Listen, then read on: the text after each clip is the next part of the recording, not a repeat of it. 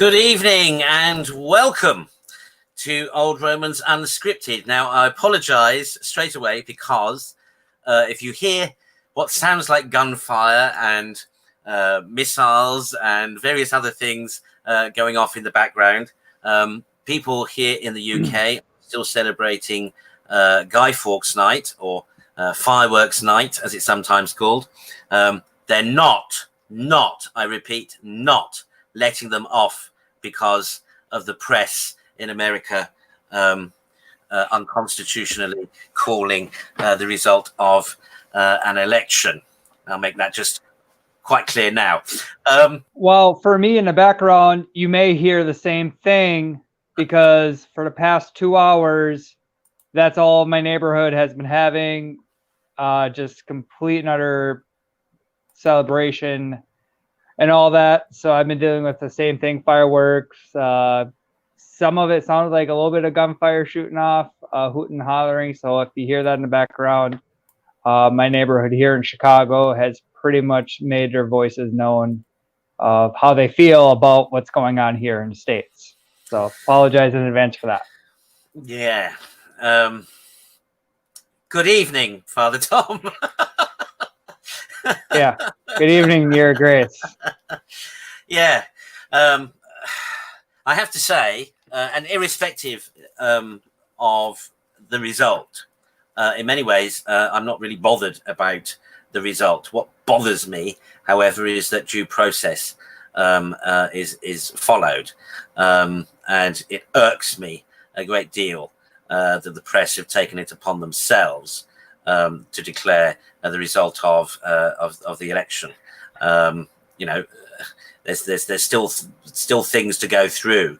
Well, either way, at the end of the day, I think for all of us good, faithful Catholics, we need to be focused on what we really should be focused on as Catholics, and that's salvation of souls. And irrespective of who is in office in what part of the world or this country, we need to pray for their conversion. And I know you have had some fun, or lack of better words, with my recent post on Facebook and just seeing some of the comments made there. We need to pray for conversion. We need to pray for the conversion of souls, that the truth may enlighten those hearts that are hardened. And you can never pray too many rosaries or say too many novenas or have too many masses offered for one's conversion. I know this past week and months, I've offered many masses for these souls who some proclaim to be Catholic and others Christian, or others of no denomination whatsoever, but pray for their conversion, because God can work miracles. He still does. And we need to remember that we do not lose hope. We do not despair, but rather we persevere in the truth of the faith that our Lord and Savior Jesus Christ came to save all mankind, and he can still work miracles. Yes, indeed. Yeah, absolutely. As I say, in many ways, it doesn't matter who wins or who doesn't, in one respect, in the sense that for us as Catholics and as Christians, Jesus is still king. And here, long live the King. Here we have Viva Cristo Rey. Here we have Viva Cristo Rey. Bishop Kelly on yes. cue. Hello. Hello, Excellency. How are you? I'm very good. Took me a little minute to get things sorted out here, but it seems to have worked. How are the fireworks going in your neck of the woods there, Your Grace? They're not a thing. It's perfect silence out here. That's why I come.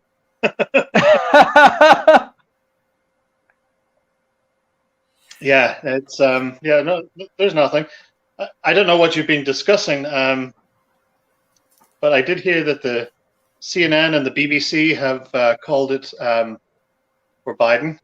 Neither of which are official arms of the United States government. So there's a long way to go.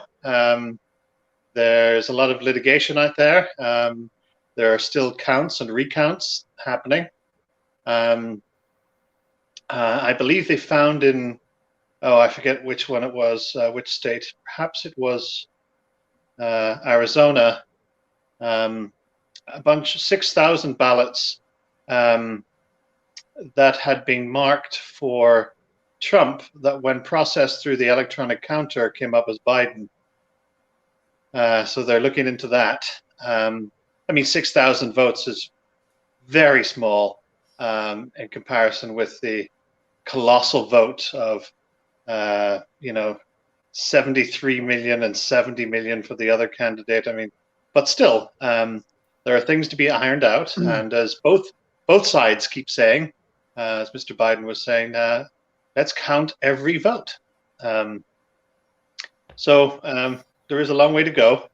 I think it's the beginning of December before the Electoral College will meet to actually vote and decide the president. So the BBC and CNN and the others can do whatever they wish. I mean, they're no longer news, but opinion outlets, and so that's their opinion. And they have their experts, and they're usually pretty accurate, I have to say, on the most part, of predicting these things. But it is a prediction. They're calling it for a particular candidate, but that is not official. It's a prediction. The trouble is, or the danger is, that having called it for Mr. Biden,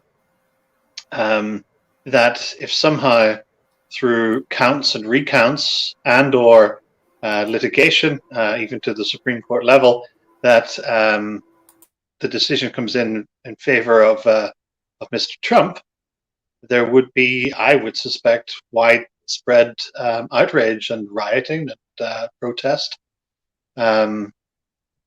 Well, there was already going to be that if Trump would have won the that's first true, way. But could you imagine of the infallible CNN has called it in favor of one particular person? And the actual government, or one branch of the government, calls it in another. Then that would, anyway, we're a long way from it. Right. And still much time of prayer and fasting. Yeah, I mean, I was texting with my brother who lives in London, and we've been texting back and forth over this election stuff. He's as much of a political junkie as I am, but he said, he texted me, he said, I see they just called it for Biden. I said, yeah, I just got a text for that. He goes, and I said, well, we're basically what I said, we're a long way off. There are court cases pending, and the count hasn't still been, there are absentee ballots, military ballots, and provisional ballots still to be counted in I think all of the contentious states. But he said to me, he's like, I'm bored with it now. And I'm like, I'm pretty bored with it now too. It's just been so long.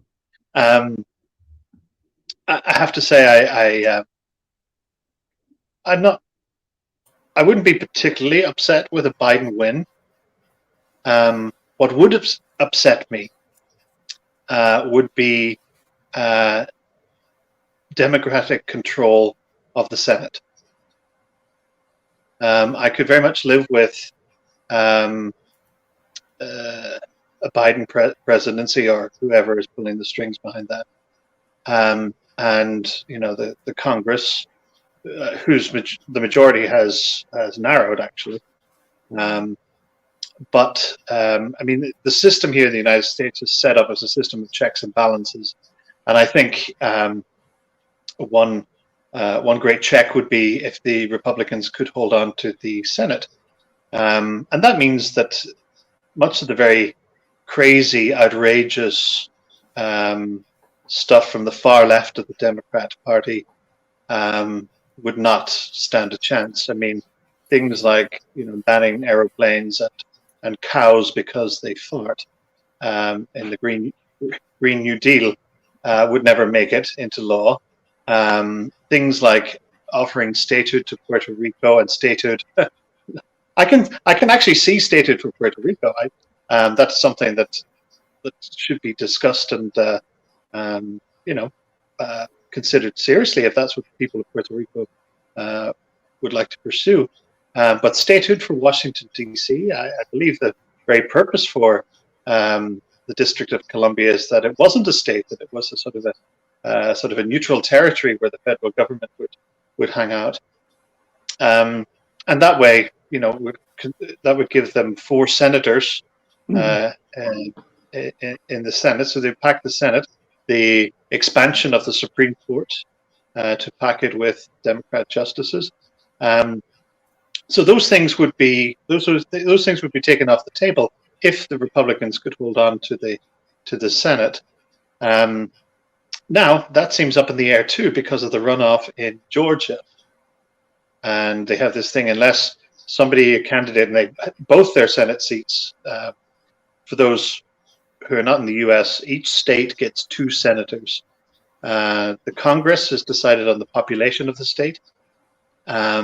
So they're proportionally allotted for members of Congress, but the Senate, every state has 2 members.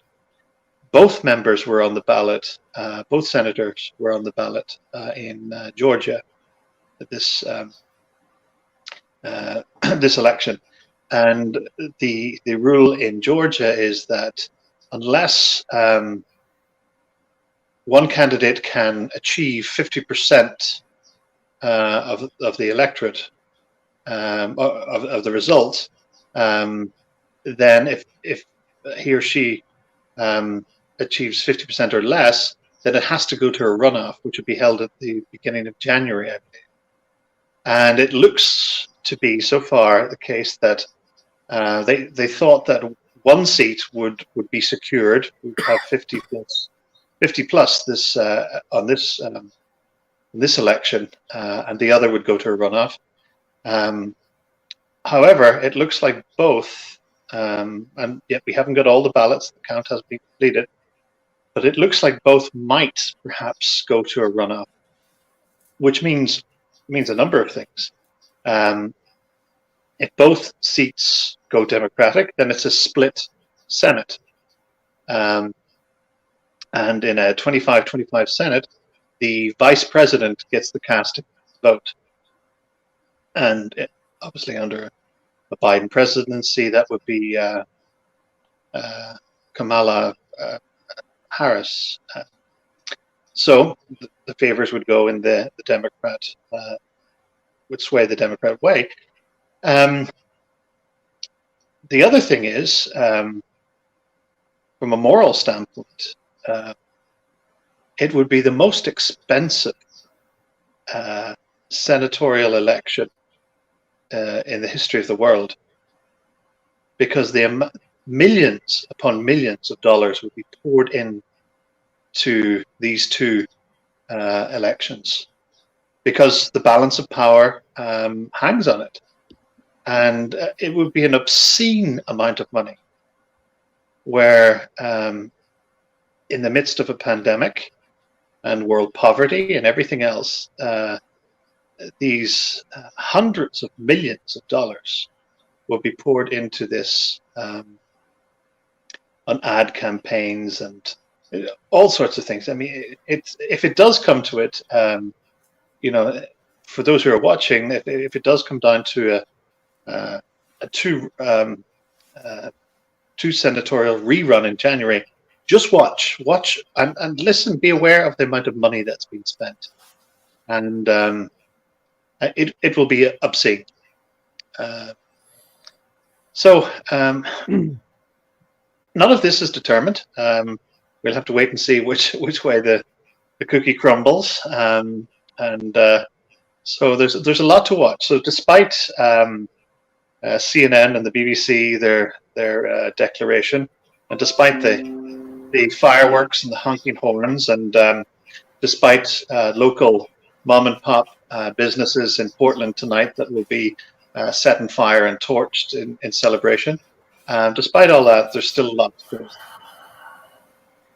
Well, and let us not forget that Trump, while he was in office, he packed the federal courts. Well, he didn't pack them, but he appointed 200 something judges on the federal judicial system. and having three nominations to the Supreme Court. I mean, that's stuff that the Democrats can't easily change. So where it comes to judges making rule on law and case, the Republicans and the conservative mindset still have a pretty good hold on things to not get too out of control. So we need to remember that too, that though Trump didn't do as much as maybe we would like him to have done in his term, he did some stuff that hopefully will last for decades beyond all this. That's true, and I would just want to make clear to viewers the subtlety of that, because you often hear that on various networks, that President Trump packed the Supreme Court with Amy Barrett, and he packed the federal courts with conservative justices. He did not pack. It sounds like it's a political game. He did not pack them with Republicans. And the accusation on the other side from Republicans is if Biden gets in to get the Senate, they will expand the Supreme Court for more justices and pack it with liberal Democrat justices. If a justice is worth their salt, and I think a lot of them, most of them are, even the liberal ones, that it's not a political ideology. It is a judicial ideology. It's whether you have a literalist, originalist approach to the Constitution, that you take what was written in the founding document on face value, or whether you reinterpret it for the zeitgeist. Now, for us theologians in the church, we've faced a similar problem, be it in the study of Scripture, or the whole dichotomy between the rupture and continuity. So it's nothing that's not unfamiliar outside of the American judicial system and the interpretation of the Constitution. So it's important to remember that Trump appointed justices that were originalists, that look at the Constitution as it was written, not to be sort of reinterpreted, just for the just for the zeitgeist of the day. There are others, the late Ruth Bader Ginsburg, of course, who would take a different approach. So that's to be remembered. And the danger is to think it's a bipartisan fight in these courts. These courts are supposed to be neutral. These courts are not supposed to involve themselves in politics, but they are to look at each and every case in the light of the Constitution. Now, the way they interpret that Constitution is different, but it's important to remember that, because I think it's a dangerous thing when we start looking at making the courts political. Yeah. Well, you see, there's always hope. There's always hope. Oh, there's always hope. I mean, America has gone through. But in terms of the extreme abortion suggested policies and legislation of the Biden-Harris campaign, how would that fare the balance of, or the balances of representation and power you've just both described? Well, I mean, I think you would get again. It depends on the balance of the Senate. You will get things like executive orders from Biden, which will reinstate funding for Planned Parenthood, which will reinstate funding for international promotion of abortion. But legislation for extreme abortion up until and perhaps after birth would be checked by the Senate. I would hope, if the Republican Party can vote as a bloc. So, whereas there will be consequences of a Biden administration in regards to abortion, and many of the wonderful things that the present administration has done to curb that and to cut off and starve funding through executive orders, there really has been no law has been put in place because, of course, Congress would not agree to it, and between that and the Senate, so nothing has landed on the president's desk. It's all been done through executive order, which can be reversed by Biden, who has pledged to do it day one. So he's got to find the Oval Office first. Given that he remembers that he promised to do it day one, that looks likely what he would do. But as the extreme stuff would require legislation, so that could be stopped at the Senate. That's why it's so important. If the election does finally go in favor of Mr. Biden, from an abortion moral point of view, it is absolutely crucial that there is a check and a balance at the United States Senate.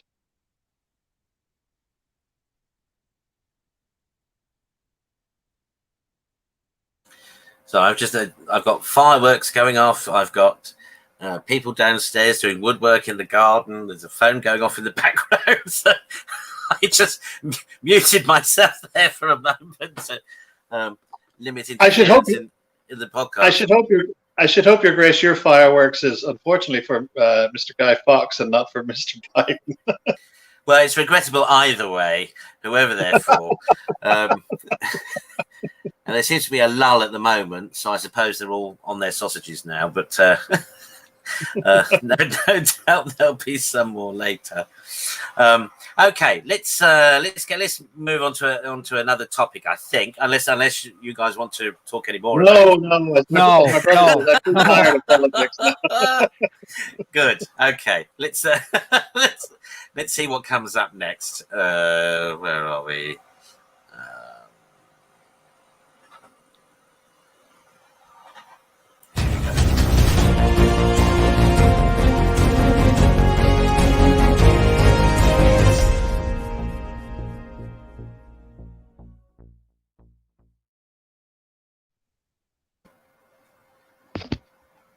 Okay, so you might not be able to read that terribly well. Let me blow that up.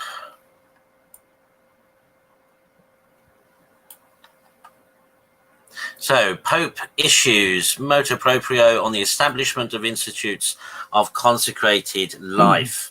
Now, of course, essentially what this is about is he's changed the rules so that diocesan bishops now have to refer to Rome before they can erect a new congregation, brotherhood, religious community, etc., of religious or apostolic life.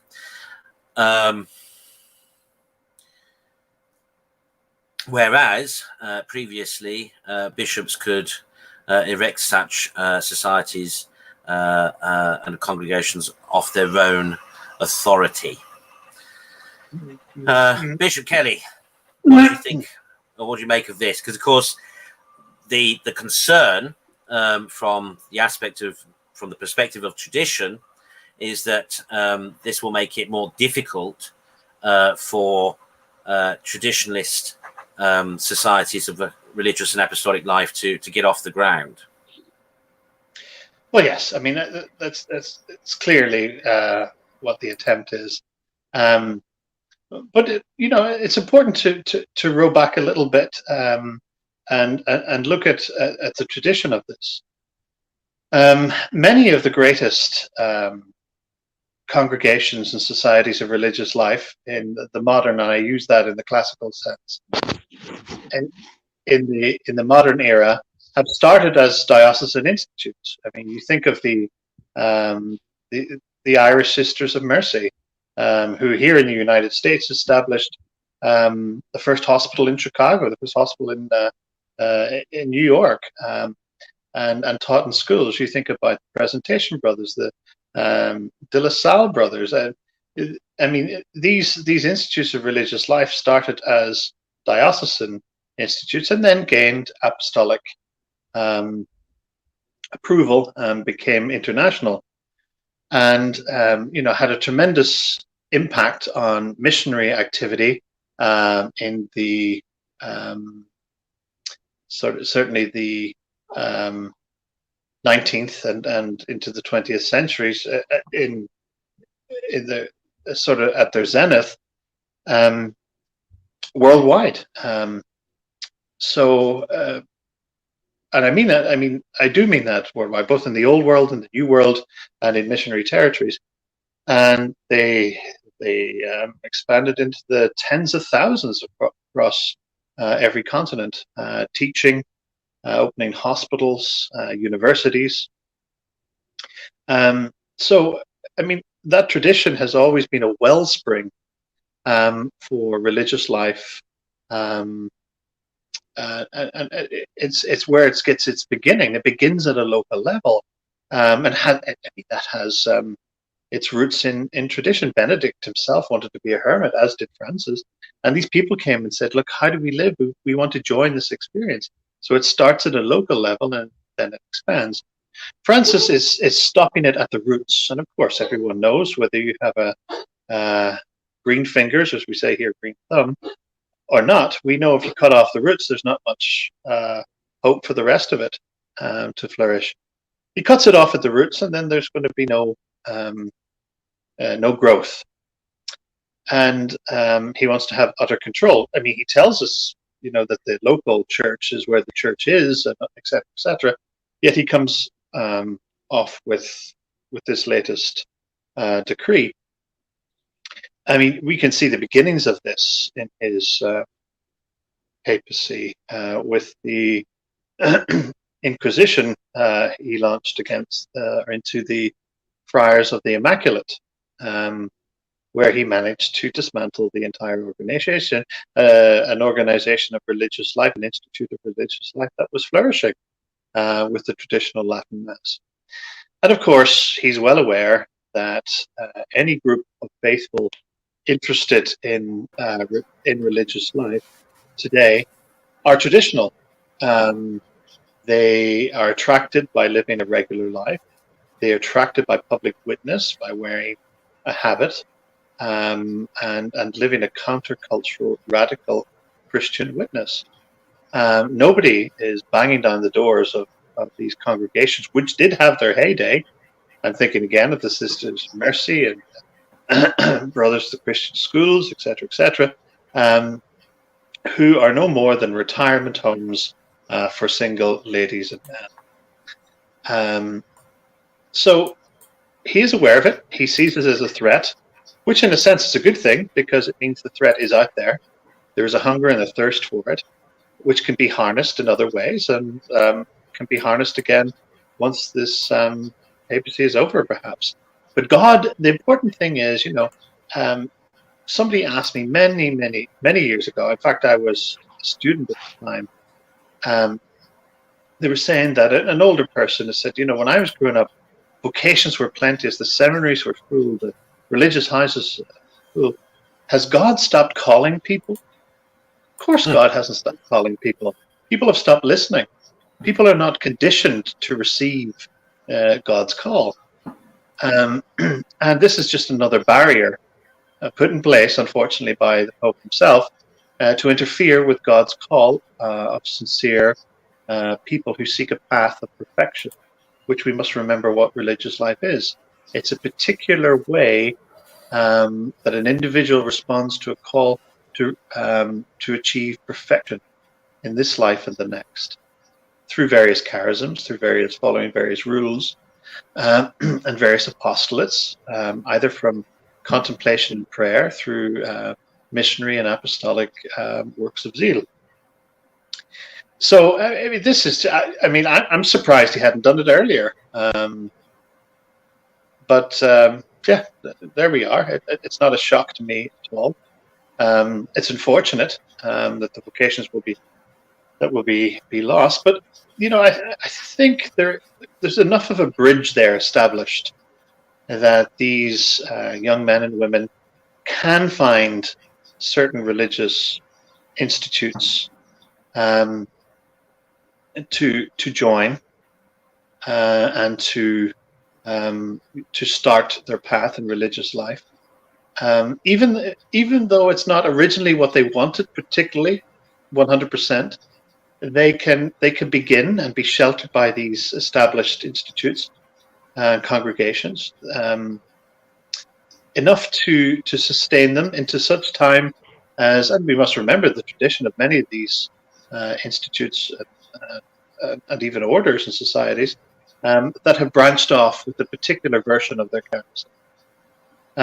So, the Lord is in charge. The Lord will prevail. If He calls and you respond, listen and answer, then He will preserve you in that. Often in many orders and institutes of religious life, what God has begun, what you have begun, may God bring to fruition.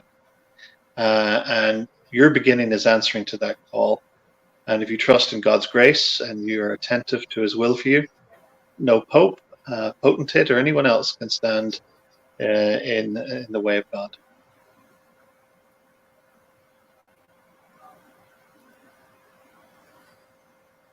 Yeah, indeed, absolutely. I think personally, I think the concern is that it, as you say, will stymie vocations. I think it may actually prevent new charisms, which are badly needed, both for the religious life expression of the church and for its mission. The problem with joining existing congregations or institutes is often that it's not so easy to get out of them and not so easy to effect reform or change within them. And also it's very difficult to find traditional expressions of religious life. There are maybe a dozen or so religious institutes and congregations at the moment that maintain more or less some form of traditional charism and expression and religious life, but that's all. God will always find a way. Of course He will. But it will, of course, make the road less easy, more difficult, and potentially will probably, I think, force some issues for some individuals to perhaps even say, fine, we'll have to start without approbation and just begin as a movement and as a way of life. Because again, no pope or anybody can dictate to somebody how they should live their life.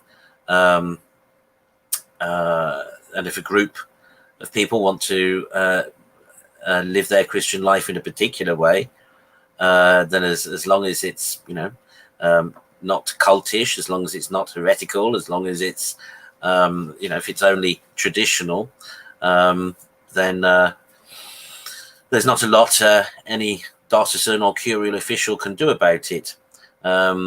Only in as much as, or only insofar as such a youth movement should want to have any interaction in any official way. But there are priests probably who will go and say mass, or there are religious from other established traditional congregations and institutes and societies who will come and mentor or conduct retreats or teach, etc. So tradition will find a way. Tradition always has. After all, today is the feast of St. Willibrord, and here we are as old Romans, as descendants from his mission to the Netherlands, from the Sea of Utrecht, and and we're here. So God will find a way. He will find a way. But it's another barb. It's another thorn in the side. It's another perhaps nail in the coffin of the institutional church. I think that's the great pity. That's the great shame of it. Of course, the Society of St. Pius X was begun as a society of of diocesan right, an institute of apostolic life of diocesan right, and I haven't quite finished reading the document. I can't tell if it changes the situation at all for existing diocesan institutes, does it? Not right now. From what I went over the document yesterday or 2 days ago when it came out, it didn't look like it had any effect on current existing.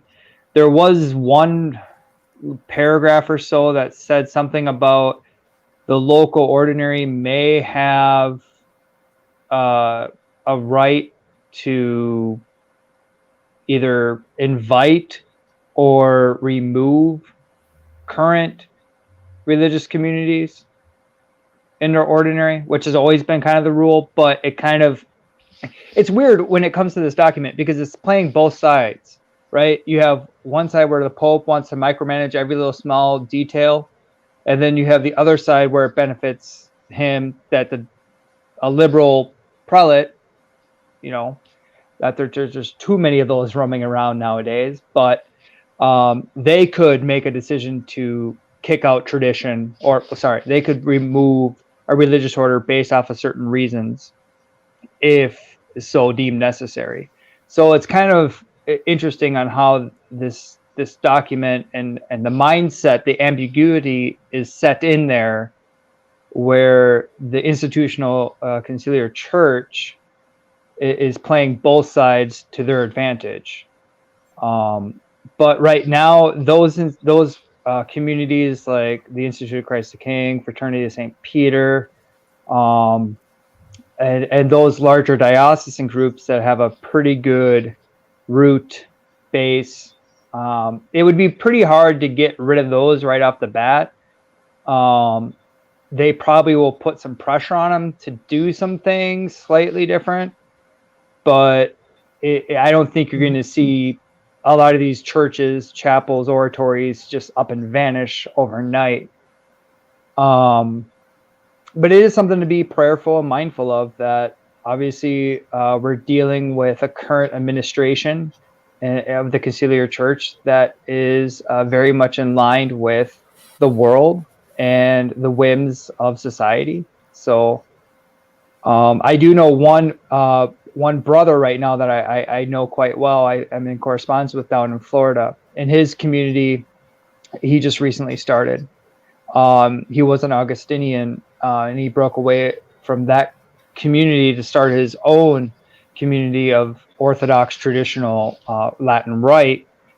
And he actually was one of the first communities gravely affected by this document. He's going through a lot of persecution right now, backlash from ordinaries, from just other traditional Catholics right now. He's pretty heavily on social media, and he's been getting a lot of unfortunate negativity right now. So keep him in your prayers, please. I'm not going to reveal his name on here just for his privacy, but he's a very good, pious man. I've had great correspondence with him, and he needs prayers. He needs support to keep tradition going down in Florida. So, it is a sad event right now, but where sin abounds, grace abounds even more. So we need to find the grace.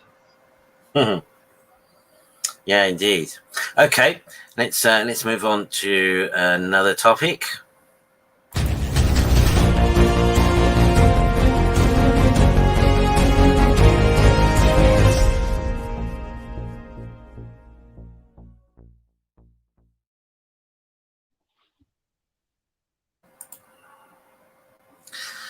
Okay, so this is church leaders demand evidence for new mass ban.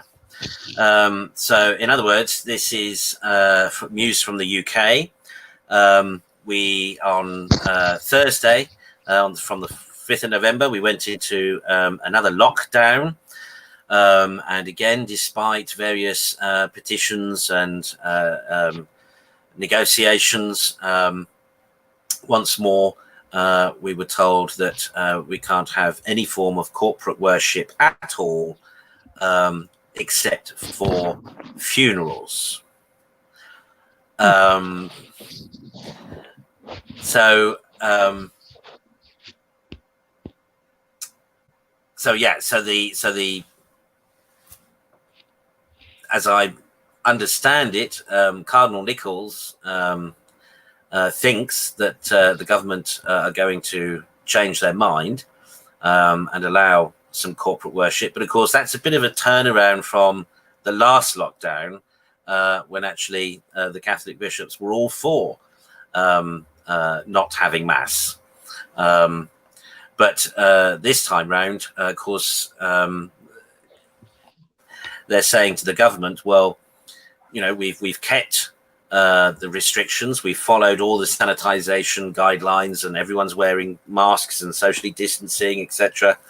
There have been no reports of any churches being, you know, causing an outbreak of the virus. So why are we locked down this time? Any thoughts, anyone? Well, I mean, for me, I guess, unless you're Grace, you want to go first? No. You know, obviously I work in the medical field, so I've been following this from the beginning fairly well. And the one thing I have noticed with this second wave is, yes, there's a spike in cases, but we're not seeing a spike in death. We're not seeing a spike in hospitalizations. We're just seeing a spike in cases. So, like, people get the flu every year. Hundreds of thousands of people get the flu, get a common cold. That's the same thing we're seeing right now, is that this virus is not as potent as it was before, or thought to be. And we're doing far more testing. I have been swabbing nasal cavities for the past 6 months. Probably I'm in the tens of thousands, if not more, COVID tests I've performed in my line of duty right now, my job. So we're just doing far more testing. And so if you're doing more testing, obviously more cases are going to come out. But most of the people are asymptomatic or no different than flu-like symptoms or common cold symptoms. So what's really puzzling with that is that we're now making a false scare, if you will. We're more worried about cases than actual results and mortality of said cases. Now, if people are dropping in the streets like we've had before in plagues and pandemics in the past, of course, there'd be a great alarm to, you know, shut down and, you know, shelter in place and all that. But we're not seeing that. All we're doing is we're seeing a caseload increase, which would, by sheer numbers, if you're a mathematician, scientist, anything like that, the more you test, the likelihood of getting positive cases and negative cases is going to increase. That's just the way it's going to be. So, bravo to these clergy, to the in the United Kingdom, to actually stand up and say, no, we followed everything first, and now I think you're just playing us along. So what gives? Give us hard evidence to support that we need to close, or else we're not going to close. And I think the United States should do the same thing, because right now we have a great threat of Christmas being closed, of no Christmas masses. The Pope has already canceled public worship in the Vatican. The public mass, or the vigil mass and Christmas mass, are going to be live streamed. That's it. No one's going to be allowed to come in. And I'm pretty sure the USCCB will follow suit with that. And I think for us, it should be aware that we, as good faithful clergy, should be on the alert to hopefully be there for those souls who want to go to Mass on Christmas Eve, want to go to Mass on Christmas Day, have a beautiful midnight Mass, and not let that be taken away from them, robbed from them. As the first time, this all took us by surprise. This all kind of caught us off guard. So, you know, we were going in good faith, trusting. Now I think we're smarter. We know a little bit more. So you're not going to be able to pull the wool over our eyes this easy. And I think, you know, more clergy, more prelates should stand up and say, give us hard, objective facts to support your decision. And if you do not, then we do not have to comply. You know, as many of the great theologians said, you do not have to obey an unjust rule, period.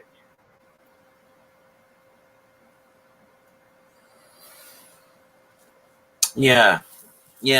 I mean, there are several petitions and letters that, you know, I've signed and others have signed, and thousands of church leaders, and also multi-faith petitions, representatives of other faiths as well. We're all actually singing from the same hymn sheet, as it were, on this.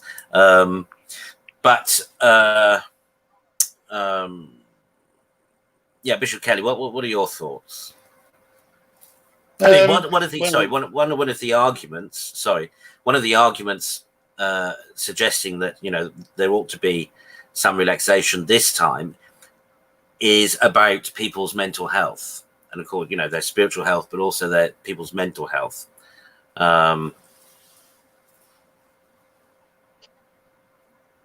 Yeah, I mean, there are a number of things. It's curious that it was the Catholics who led this revolt, so to speak. And I'm surprised that Nichols that rented a spinal cord in order to initiate this. Let's hope he doesn't have to return it too soon. And that it has gained momentum.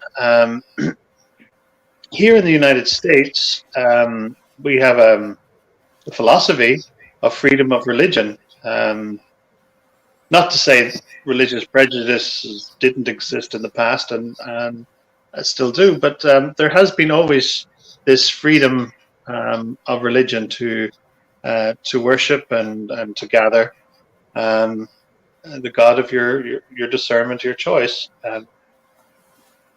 Unfortunately, England and the United Kingdom have a history of religious persecution where they have shuttered churches and they have banned religions in the past. But I think it is absolutely ridiculous that I mean I was astounded at the first lockdown that the churches didn't stand up to it. I mean they were opening all sorts of things, and I mean you can think of many people wandering around a Sainsbury's or a Tesco's, interacting with each other, touching the same things. You know, if somebody pulls down a can of tomato soup and looks at it and decides to put it back because they want mushroom soup, the next little old lady comes along, touches the same can of soup. I mean, and that was, of course, people have to eat, but man does not live by bread alone.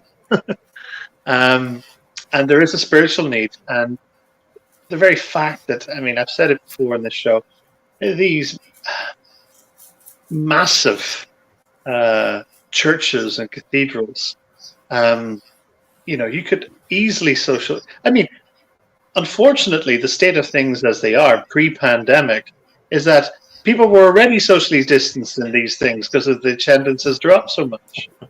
I mean, there were just caverns with one or two, you know, little old lady, Mrs. Brown, down the back of the church. And, it just seems absolutely ridiculous. And I think it's a political point. It's not overt, but it's certainly subtly there. And I think there's no reason for it. I believe, I can't keep up with the UK because every region has different rules. But I think they're open for private prayer, but not corporate worship. Is that correct? Yeah, Yeah, they're all they can be open for private prayer, but not for corporate worship.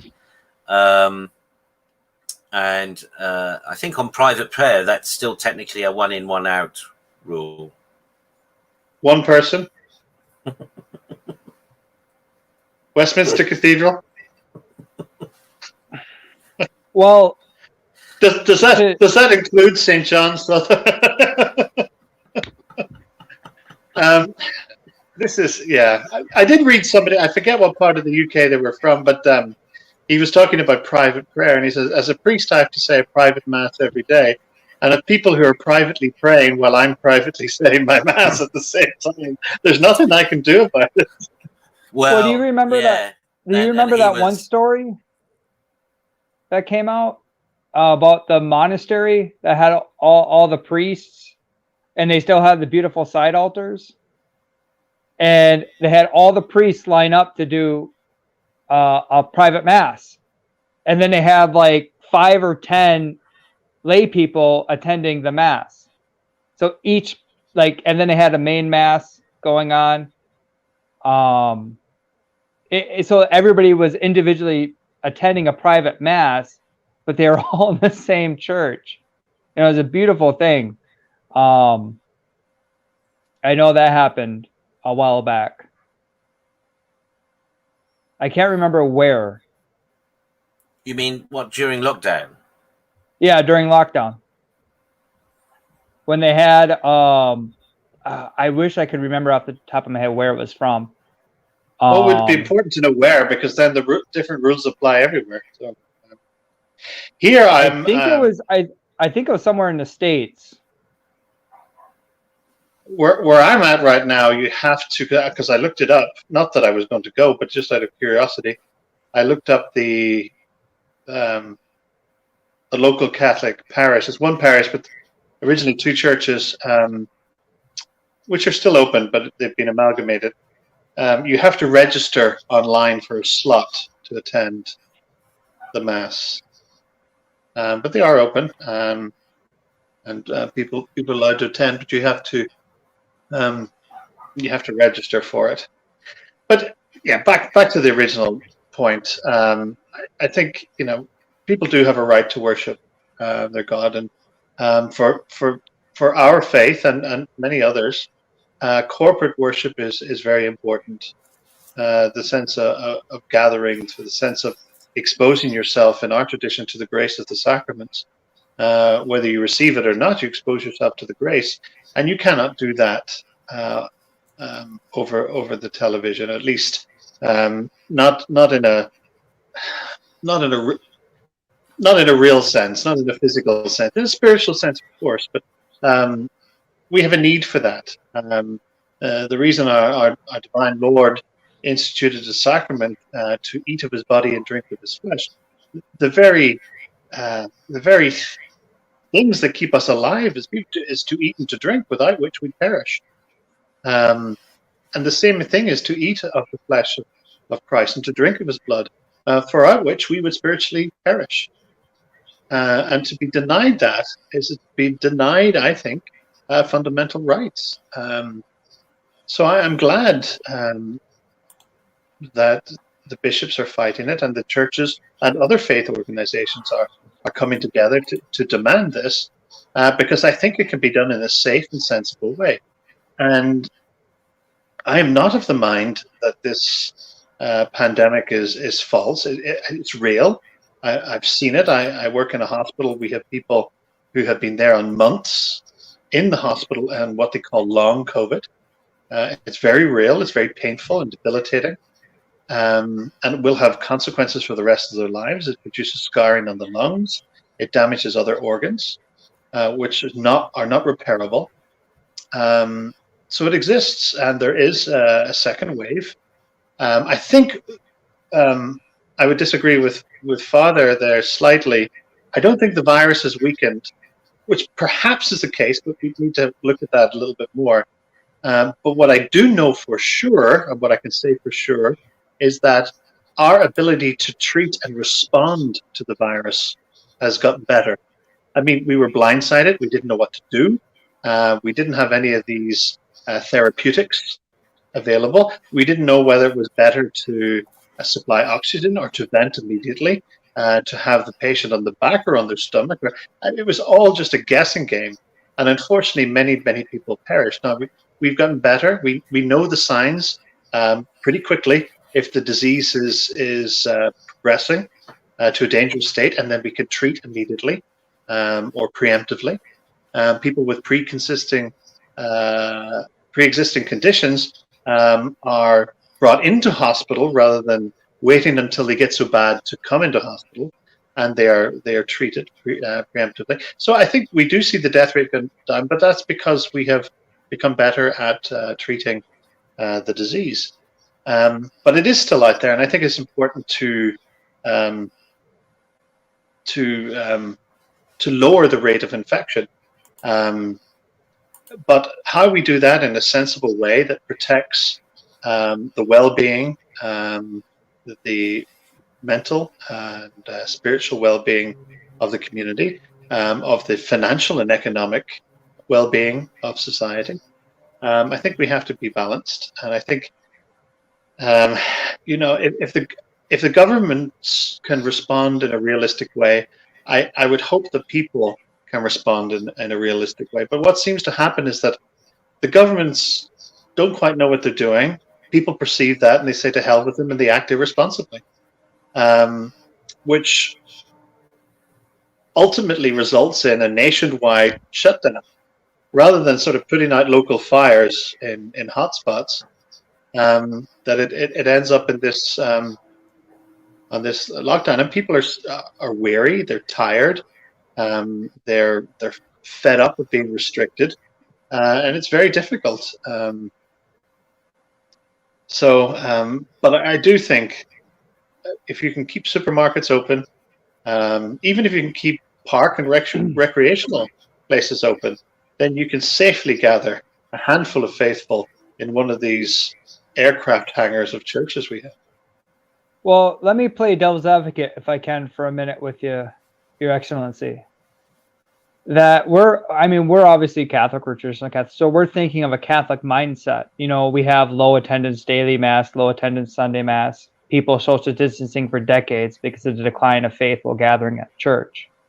But you look at these mega churches that have tens and hundreds of thousands of people packed in like sardines with their live bands and rock and roll get up and a cross and some guy waving a book. Maybe it's the Bible, maybe it's something else, who knows?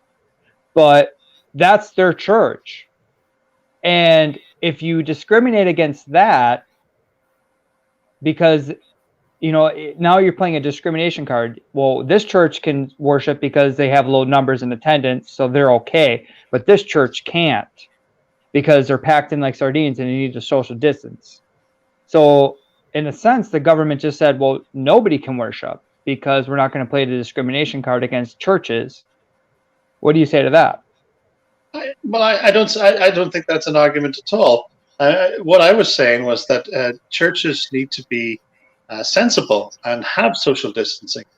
Yes, it is a reality and unfortunate that the current Novus Ordo Catholic Church and many of the mainstream churches, as they're known, do have very low attendance regularly. There are other Catholic churches, traditional churches, society churches, which have very healthy congregations and full churches on Sundays. And you do have the megachurch phenomenon, which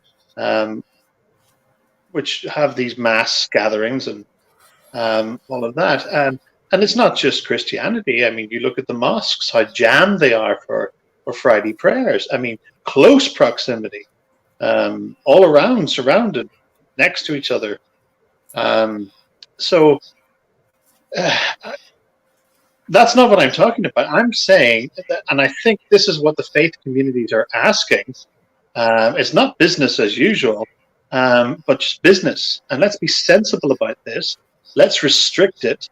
As I said on this show several times, there is no reason why, and again, from a Catholic Church perspective, if you had a healthy congregation and you had two masses on a Sunday, Have 4 masses on a Sunday and spread it out. Have 5. I mean, if I was pastor there, I'd say whatever for the time being, in order to have people, rather than have 500 sitting in the body of a small church, break it up.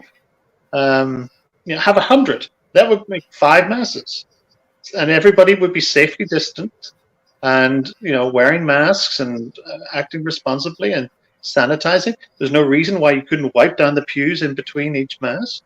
And it's to be sensible about it. It's not discriminating about mass gatherings. It's just asking for freedom to gather and worship. And I wouldn't begrudge the government putting restrictions on us in the time of the pandemic, but to ban it outright, I think is too much.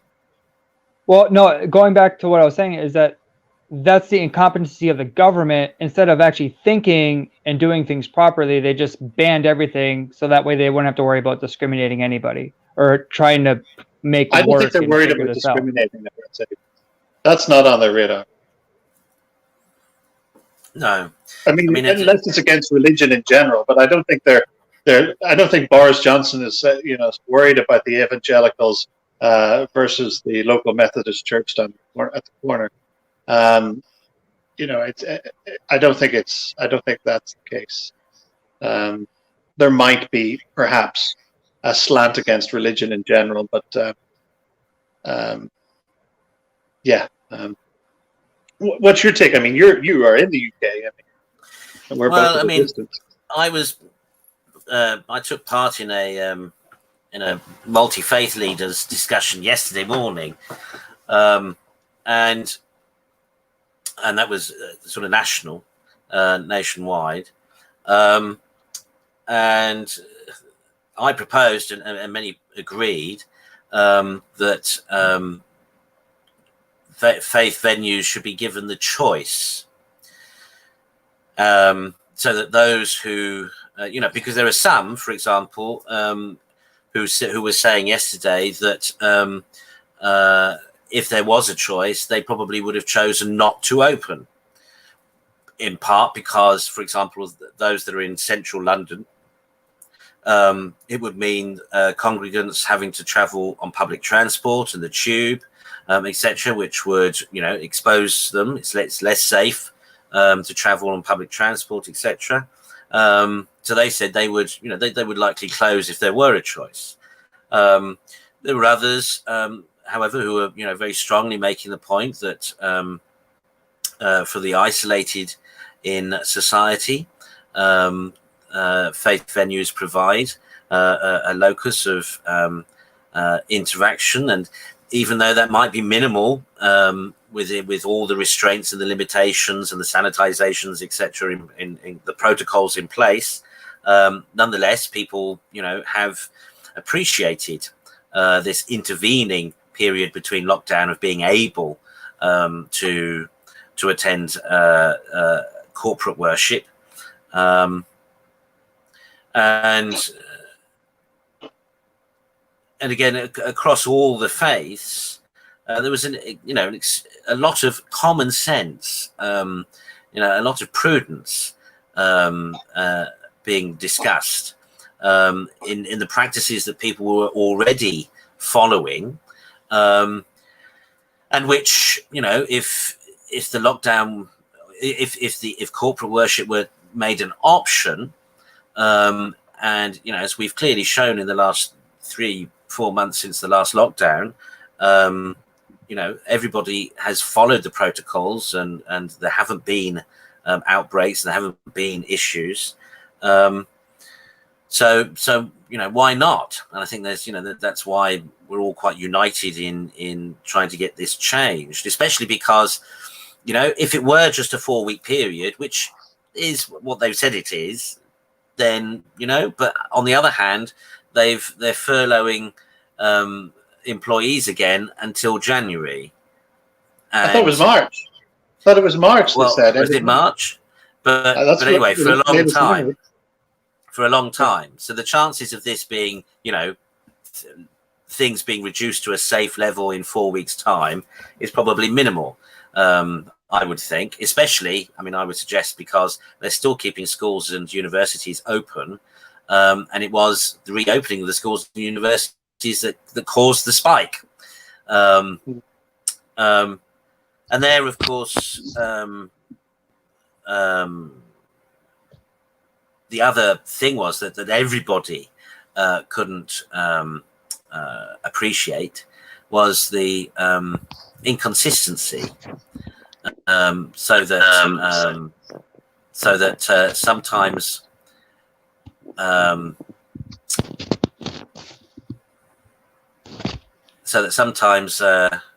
sorry, Father Tom, you totally threw me there. Sorry, I could hear you fiddling with your microphone. Yeah, my earbuds went out, so I see. I was adjusting the sound. Sorry, that threw me there. What was I saying? The inconsistency. So that so on the one hand, for example, we can't have corporate acts of worship, but we can gather for funerals. Weddings have been banned completely, except for in extremist situations. However, play groups, children's play groups, could continue to meet, but not youth groups, not youth clubs. Support groups like Alcoholics Anonymous, Al-Anon, Narcotics Anonymous, and all those, they're allowed to gather. And just bearing in mind, kind of when those support groups meet together, they meet together and generally sit in a circle. And they're speaking, into the circle and across over each other. Apparently that's okay for an hour, but being spaced out in a cavernous church in serried rows, all facing one direction, and specifically not at each other, apparently that's dangerous. So, we were there were a lot of these logical inconsistencies that are sort of, they don't make sense. I think that is the biggest cause of offense about these restrictions, is that people fail to see the logic, or they fail to see a consistent pattern of logic in what the guidelines give. I mean, for example, a professional theatre group are okay to rehearse, but a church choir, no. So there's all this kind of thing. So, I mean, I'm hopeful. I know that there's a particular working group with the government that's still negotiating. So hopefully, perhaps sometime next week, there might be a further announcement to make a choice, to give a choice for faith venues. I think it's about easy for the Navajo Church. Oh, sorry, your Grace. Go. No, I was just saying. I think it's sensible, but it is about choice, and you're right. That churches in inner city forcing people to get on the tube and all of that. And let's remember, certainly in Europe and to a degree in the United States, most of our congregations are elderly, and they're particularly susceptible to this disease. So you've got to be protective, and that's part of pastoring, and pastors have to take that into consideration. But there is choice. If somebody really needs to go, there's somewhere open that they could go to, and be sensible about it. I would have no qualms of saying that for the time being, and for the next 4 weeks, anybody over the age of 70, I would ask to stay home. And perhaps we can arrange some sort of facilitated visit for Holy Communion or something like that. But I mean, that would be a sensible approach. But just to ban everybody, is, and I think they should be given the option. And you're right, many would choose to close, and many would choose to open. But but to do so sensibly and take precautions. I know in Ireland, I even think it's a number of bishops are taking the ban on public mass to court. Mm. Again, because unlike the UK, Ireland has a written constitution, and it's against the constitution for that freedom of worship. So it's unfortunate they have to do this. But yet again, it's sort of in Ireland, and I'm talking about the South. So in Southern Ireland, churches are closed, no public masses. In the north of Ireland, churches are open, and they have restricted congregations for public masses. But in the south of Ireland too, they've abandoned all sales of all non-essential items. So there's been a recent thing I've come across in the media there, but socks are considered a non-essential item. You can't buy a pair of socks. Now, Same here. Oh, you can't buy socks there either? Yeah, same in the UK. So basically only food shops, basically. I think the art of darning has been lost, hasn't it? Anyway, but our former Taoiseach, Mr. Veranda, you say that. I mean, you say that, but personally, my personal sort of reaction to all this is actually, it's a Eucharistic fast is not a bad thing. No. People could actually do with reevaluating their appreciation of the sacraments, and particularly the sacrament of the Eucharist. It is a shame that the sacrament of penance is also, of course, severely affected. And the opportunity to pray more at home and perhaps to develop a habit and a routine of praying more at home, of studying the scriptures and church teachings more, reading more spiritual books. I think there are a lot of benefits at the same time to a lockdown scenario. Part of the problem with this present lockdown is that it's not a complete lockdown. So, people are still encouraged to go to work if they can go to work and so on and so forth. But,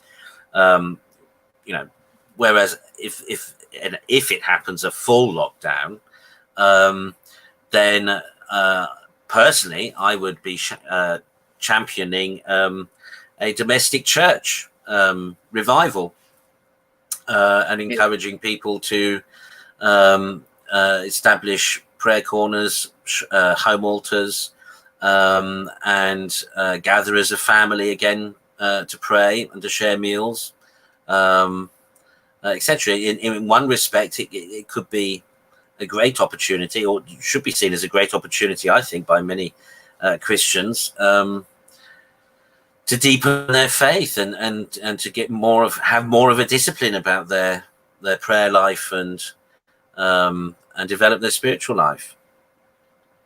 I would agree wholeheartedly. Unfortunately,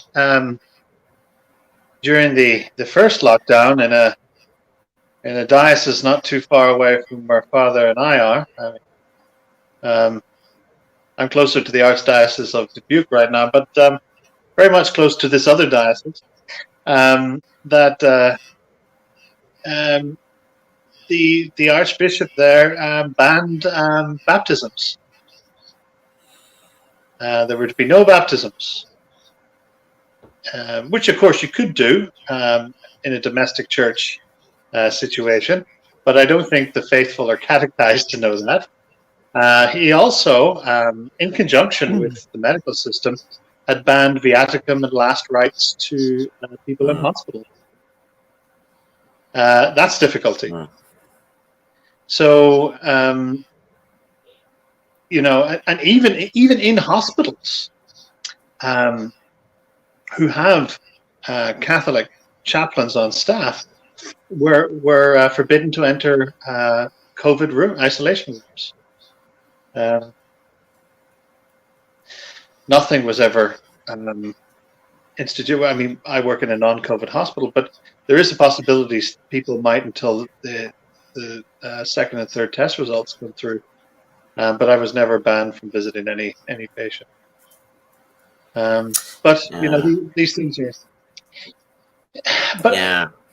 It's always been my hope, and I fear I've been proven a little Pollyannish in this, but it has been my hope that this whole experience would remind people that we are not in charge. As much as we like to control everything from the weather to our medical decline to the economy to everything else, we're not in control. And it takes the slightest thing, like this bug to fly around, to show us how much we are not in control, and would perhaps lead to people asking who is in control and seeking God.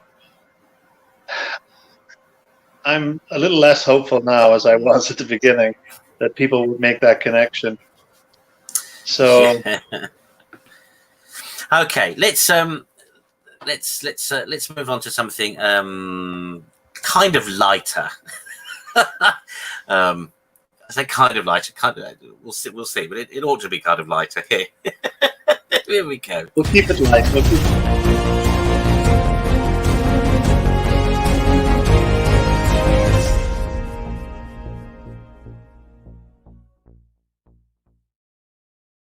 Oh, can't find it. Can't find it. 1 second. Oh no, that's no. That was super light. Let's yeah, let's go with this one.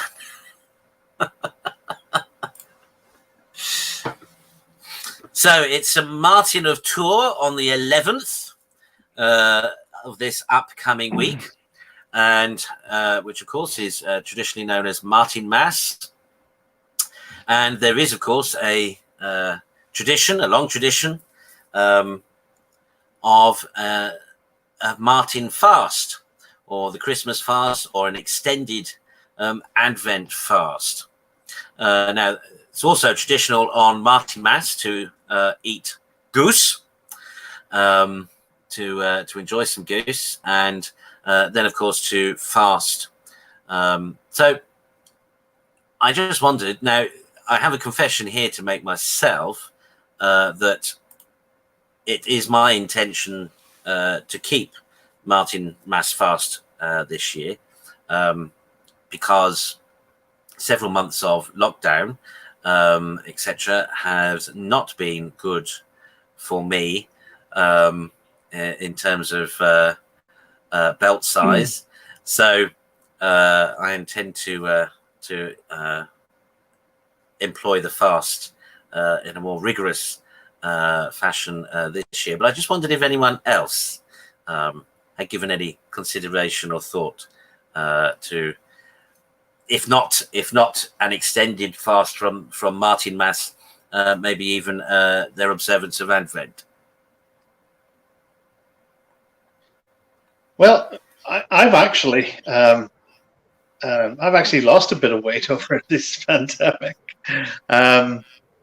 It has been intentional, and although it's hard to see when you're this girth, but I'm pleased a little bit with my progress, so I will continue to do that. For many years, I have abstained from alcohol in November to offer it up for the Holy Souls. I don't know if that's directly linked with Martin Mass or comes out of that tradition of fasting. I know it's an Irish tradition. And apart from being an Irish tradition, it's a sensible tradition, because abstaining from alcohol for the month of November is no bad thing for the onslaught of the glut that happens in December and January, with Christmas parties and gatherings and stuff.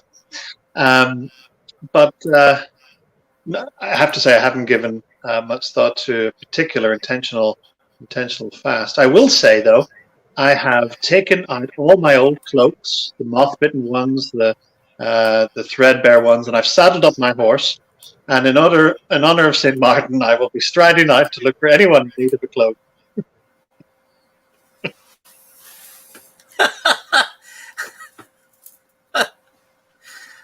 Right. Well, if you get that, you know the history of St. Martin. If you don't get that, look it up. You're going to tear them in half. Huh? You're going to tear them in half. Yes, I put a little nick in them just to get them started. Right. You know, makes it easier. Yeah. There's nothing worse than struggling to flip your horse with a stubborn cloak that just won't give. You know. Yes. For the benefit of those who might not know what we're talking about. No, go ahead and look it up. Make them look it up. well, I just thought it would give us another 2 minutes or so.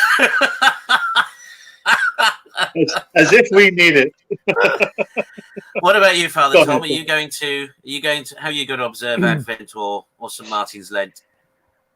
Well, I've already been on a fast right now. I've been doing my best to abstaining is easy. Well, that was the easiest thing. Some of the other rules I had for fasting have kind of been a little broken or bended just because of stressfulness, busyness at work. I haven't been always able to keep the diet I was hoping to get because I needed to eat something. So, but actually, surprisingly, as much as I kid around with Bishop Kelly, abstaining from alcohol it's been okay.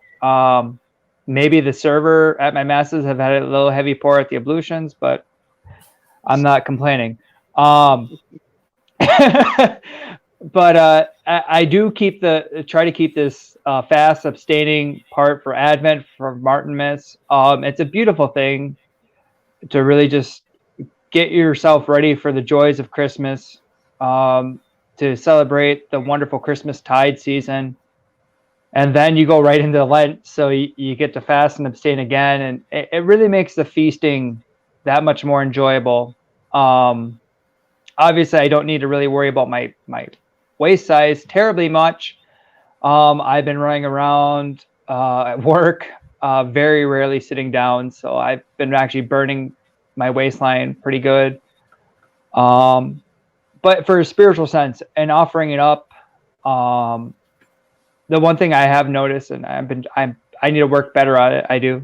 I confess that, is that I think for this whole lockdown thing, I have taken our Lord and my ability to offer Mass daily, to pray before our Lord in the Blessed Sacrament, to be with Him 24 hours, or as long as I'm here in the friary, He's right there. I think I've taken that for granted and not offered it up as much as I should have. So I confess that, and that I'm going to take this Martinmas and this Advent time to spend some good time before our Lord, and spiritually offer that for those souls who yearn to be with our Lord but cannot. So that's the extra thing I'm going to be doing this Martinmas and Advent season.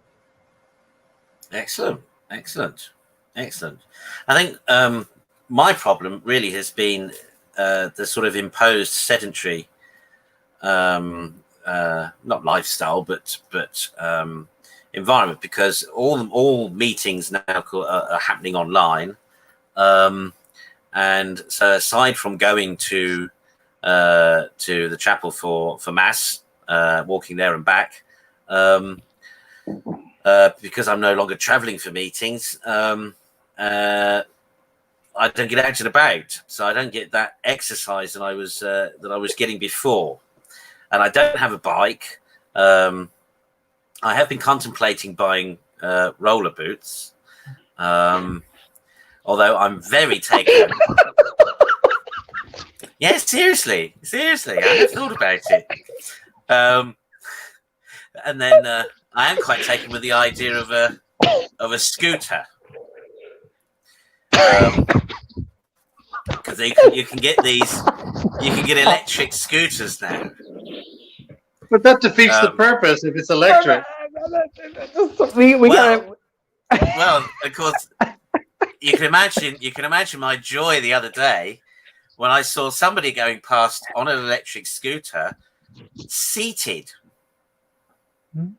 Yeah. So we have those in Chicago. That's all I've been seeing around Chicago. I've never seen a seated one in Chicago. I see the normal ones. And they have this rental system that you can tether them to lampposts in various places, and you have an app, and you scan a thing, and it unlocks, and you can pay by the hour and drop it off, secure it. And the seated ones are down in my neck of the employment world, in my neighborhood where I work. Yeah, I've not seen a seated one yet. Yeah, no, one was by me the other day, and I thought, wow. Kind of makes it a bit of a moped, doesn't it? Well, yeah. Of course, you can get electric assisted bicycles now. Oh, yes, you can, Yeah, it takes the pain out of going uphill. Yeah. And the you thing is, go for the Father Brown approach. I do live atop quite a steep hill. I wish for life they had something that would assist.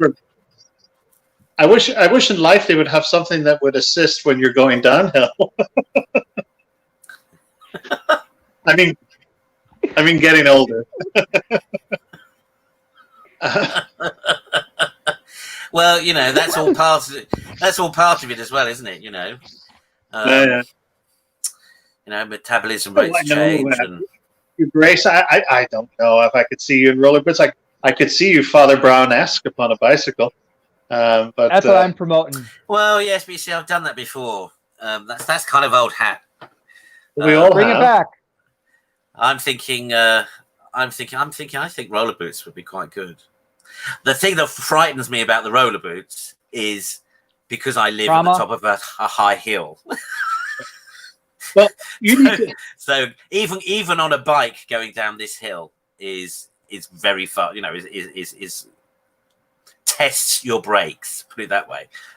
So going down on roller boots, I think, could be really frightening. You need to wait until the electric ones. If you can wait till the electric roller boots come out, it can take you up the hill. Well, you see, that's the thing. But that's why, I thought of the scooter, because then I thought, well, I could use the electric part for going, up the hill. But I could otherwise scoot in the traditional way, elsewhere. And I think legally in the UK at the moment, technically the electric scooters are illegal on the roads. So you have to use them on the footpath? I don't know how that works. No, I don't. You can't use them on the footpaths either. I don't think officially. What do you do? Don't know. And yet there are loads of them about.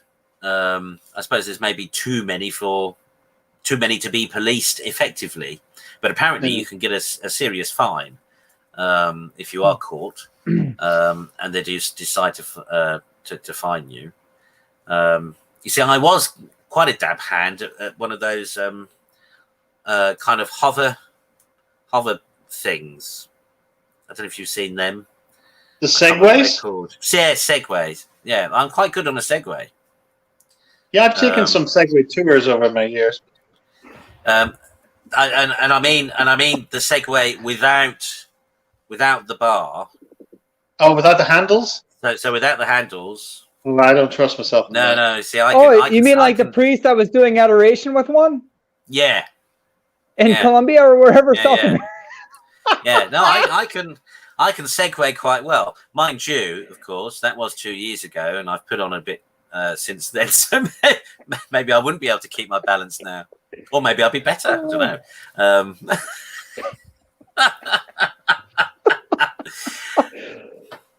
But it's just ways. It's just trying to think of ways, of encouraging me to go out and get some exercise. Really. Well, it's not exercise if you're sitting on something electric.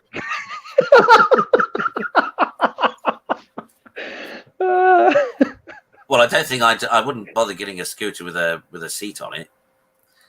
You might as well have a bicycle. But you see, bicycles have seats, don't they? They have seats, but you have to employ your legs to make them move, not the battery. Unless you use electric one. Oh, Yeah. So anyway, so re-Martin Mass.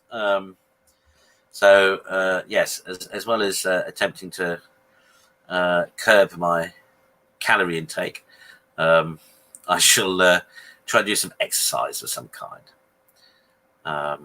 That's my intention. Get a horse. Yeah, where would my I Aunt keep Linda it? has a horse. People don't realize this. Horse riding takes a lot of physical activity. It really, to maintain balance on a horse, really you have to develop the core. Oh yeah. If you're doing rise, there's a lot of physical activity in horse riding. Yeah, yeah. I used to ride when I was school age. Yeah. And in fact, now that when we were school age, I mean, this was unheard of, but now they have a whole different series of riding lessons to develop core and core balance and all this sort of thing. They make it easier now.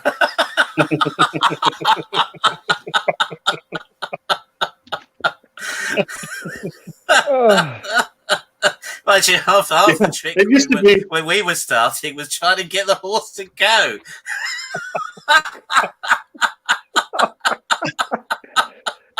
I remember jumping was kick with your heels, grip with your thighs, let the rein out, and hope the horse lands before you do at the other side of the jump. Yeah. Oh well. Okay. Oh, well, boy. we managed to end on a humorous note there.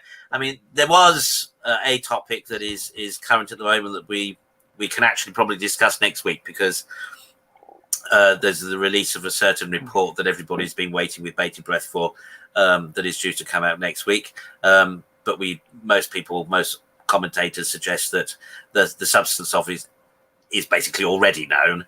But it would be interesting to know how they're spinning the yarn. So we'll save that for next week. Stay tuned. But